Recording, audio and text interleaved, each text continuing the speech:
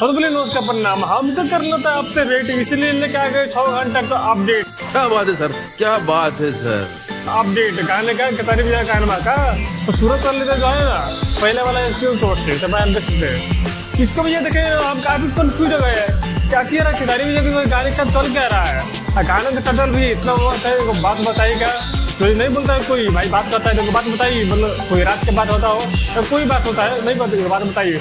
उसी तरह से टाइटल लिया गया है, उसके बावजूद भी जो इतना कम व्यू मिला है। और ये वाला व्यू देखे ना तो काफी जो है दिल पे तो चल ही पहुँचा है।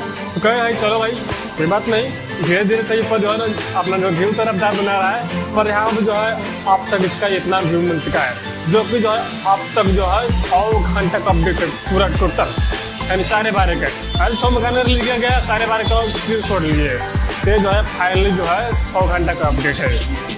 अब यहाँ पर देखने वाली बात है जो 12 घंटे में जो है अपना रिकॉर्डिंग कितना बना था देखिए भैया।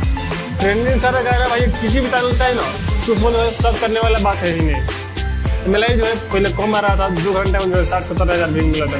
एमएलआई जो है 6 घंटे में जो है अपना जो है रफ्तार जो है बढ़ा दिया। तो कब जो है कब अपना जो है परला बदल देगा खाना कोई नहीं जानता।